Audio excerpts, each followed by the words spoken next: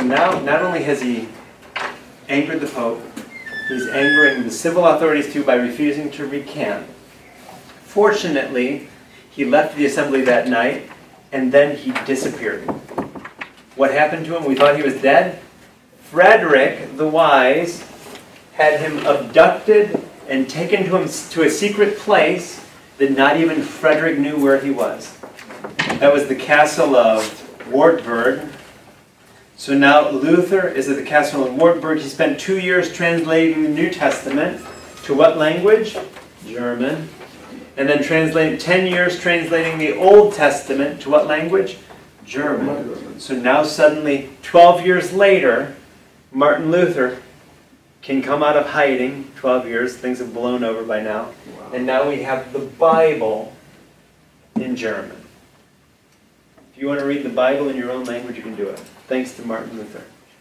But he was an expert on the Gospels, is that correct? So he was a scripture teacher. On the Gospels.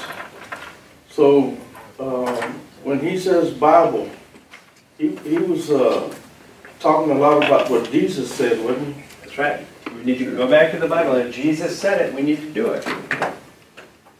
Because he really turned everything into like what Jesus had said.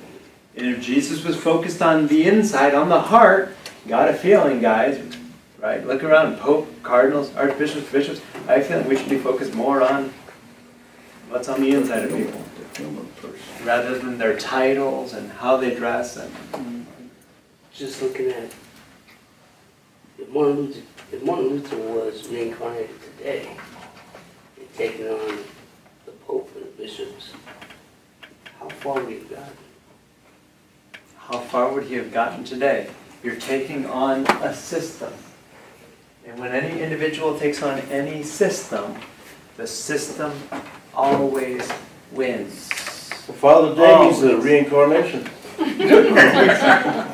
Interesting. Well, interestingly, right, Father Jamie tried to take on a system. I was so naive. I thought that we could continue the reforms of the Second Vatican Council, right? I was so naive. When you try to take on a system, can one person change a system? How many Roman Catholics are in the world now? Over 1 billion? Can one person, even Pope Francis, change a system overnight? It's going to take. It's going to take a lot. And even if you're at the top of the system, it takes a lot to change that system. All this time, he still hasn't said, they're still thinking about whether to allow divorced people to communion. Hasn't changed that in all this time. When an individual takes on this system. Martin Luther, the question is, why is Martin Luther, Father Martin Luther, why is he a saint in the American Catholic Church in the United States today? Why? Because was he one of those timid priests who just pulled the party line and who did as they did, who sold his own indulgences on the side? Or was he one who saw something that he believed was wrong and he spoke out? He was a prophet, right? But he followed at Wycliffe and at Huss. So they basically were just the same.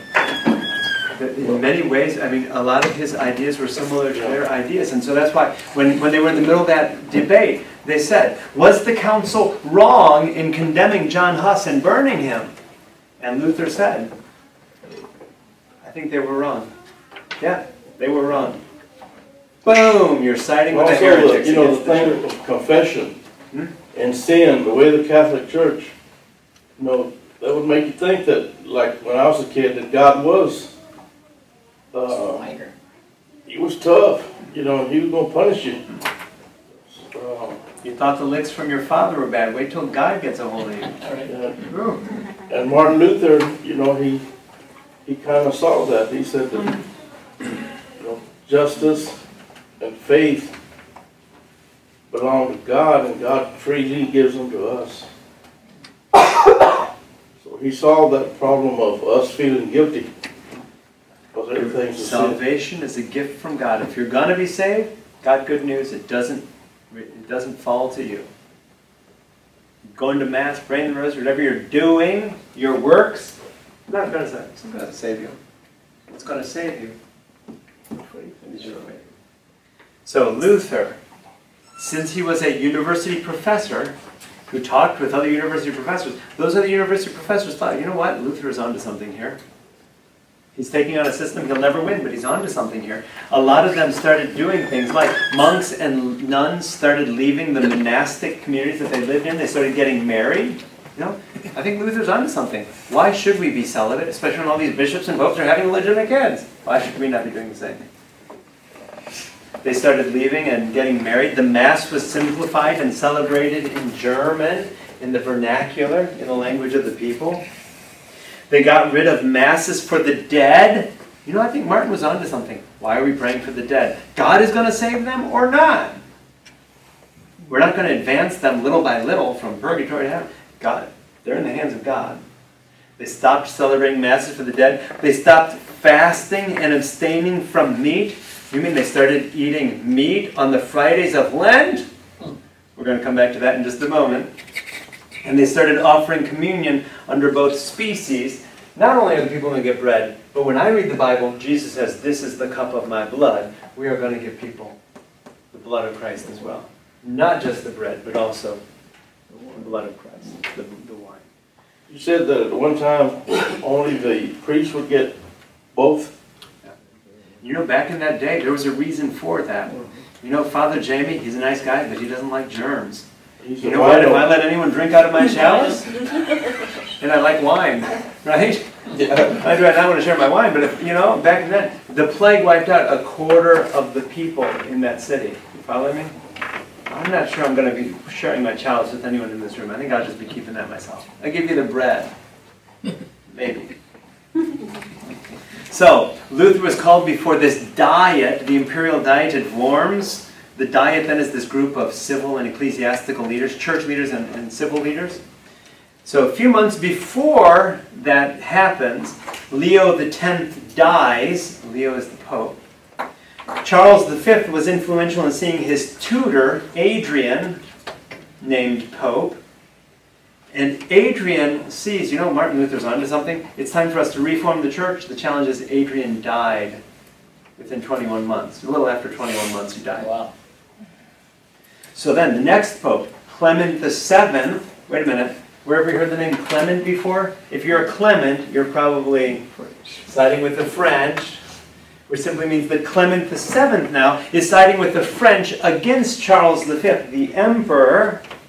And so Spain and Germany are now marching on Rome, and that's not a good situation to be in. And so since many were Lutheran, the invasion of Rome by these people from Germany took on these religious overtones of how it was that the Protestants were coming in and kicking out the Antichrist, the Pope, from Rome. Charles V set aside his religious differences because he needed to side with the Germans against the Turks who were coming in from the east. The Catholic princes blamed the Reformation for the rebellion of 100,000 peasants who died because they dared to stand up and speak up. The peasants felt that Luther betrayed them, and so many of them returned to the Catholic faith or became Anabaptists. We'll talk about who the Anabaptists are in just a moment. I had a question. Since that early on, the Utrecht in the Netherlands, they had an influence? Thank you. So Adrian of Utrecht in the Netherlands, why did that name just trigger something within Deacon Roy? Because the Archbishop of Utrecht, after the claim of supposed papal infallibility, 1870, the First Vatican Council, when those closest to the Pope said, oh, the Pope is infallible. If the Pope says that the sky is green, infallibly, then the sky is green. Wait. It was the Archbishop of Utrecht in Holland, the Netherlands, who said, no, I'm stepping out of the craziness that is this game. When the Archbishop of Utrecht stepped out, he is the one who was able to consecrate other bishops without Rome's approval. And that snowballed into what is independent Catholicism today. Thank you, Deacon Roy. Erasmus, do you remember Erasmus? Erasmus was the guy from Holland, since we're talking about the Netherlands. Erasmus was a humanist, meaning he believed in going back to the Bible. So now people are looking at Erasmus, since he lives at the same time as Luther, and saying, Erasmus, what do you think? Is Luther right or is Luther wrong? What are you going to say? You're Erasmus, what are you going to say? Erasmus was forced to take sides, but he did so on the issue not of indulgences or of justification by faith. He did so by taking up Luther on the issue of predestination and free will. Going back to this notion of freedom, are we free or not? Are we predestined for heaven or hell, or are we free to choose where we go? And that's where Erasmus had a difficulty with Luther, because Luther said, no, if you're saved or not, that's up to God. You're predestined. Erasmus said, you know, I love Luther, but I got to say he's wrong on one point. We're not predestined. We choose. And if you go to heaven or hell, got news for you? That's on your back. It's not God sending you to heaven or to hell. It's on you. And if you go to hell, it's because of something you did. And because Erasmus, who was a humanist, said, I have some problems with Luther, what happened? Other humanists began to have some problems with Luther as well.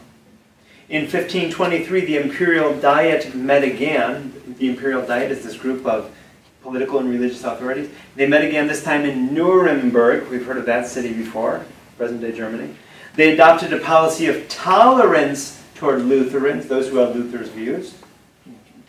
In 1526, the Diet met again in Speyer. They withdrew the Edict of Worms and allowed each German state to choose its religion. Okay? Each state, you choose. You want to be Catholic? Be Catholic. You want to be Lutheran? Be Lutheran. But each state can choose. That was 1526. 3 years later, 1529, the Imperial Diet met again. Staunch Catholics had taken over the Diet. What does that mean for us? It means then that they're going to reaffirm the Edict of Worms, which was withdrawn 3 years earlier. And the Lutheran princes are going to protest, which is why, to this very day, we call them what? Protestants. Protestants, protestantes. Why did they get that name? Because of Martin Luther protesting? No. Because the Edict of Worms was withdrawn, but then the staunch Catholics came in and they imposed it again, and the German princes said, no, you will not. We protest, which is why today we call them Protestants.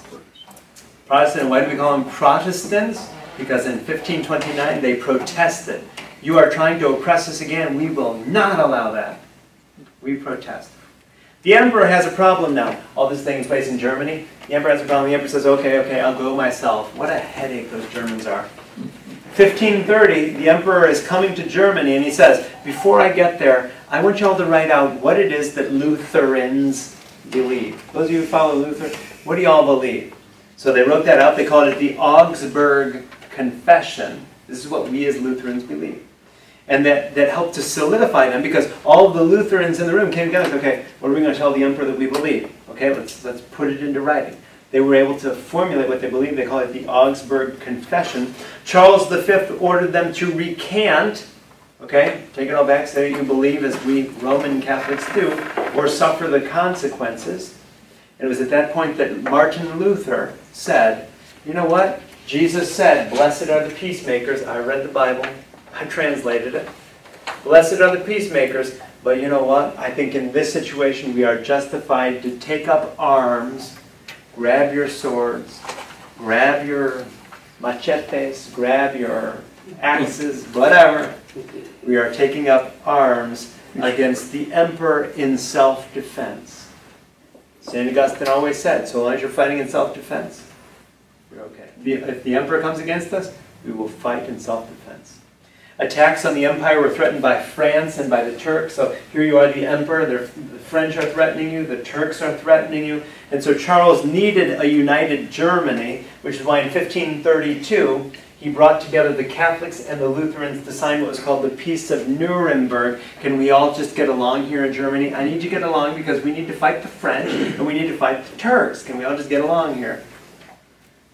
Which meant that the Edict of Augsburg was suspended. Lutherans pledged their support against the Turks, promising not to go what was professed in the Augsburg Confession. What was written there is what we're going to believe, and we're not going to add anything to it. And they promised not to proselytize, not to extend Lutheranism anywhere else. We're going to contain Lutheranism just for now so we can fight the French and the Turks. We'll let you be Lutheran so long as you promise not to believe anything in addition to what you've already said, and so long as you don't bring anyone else into the Lutheran religion.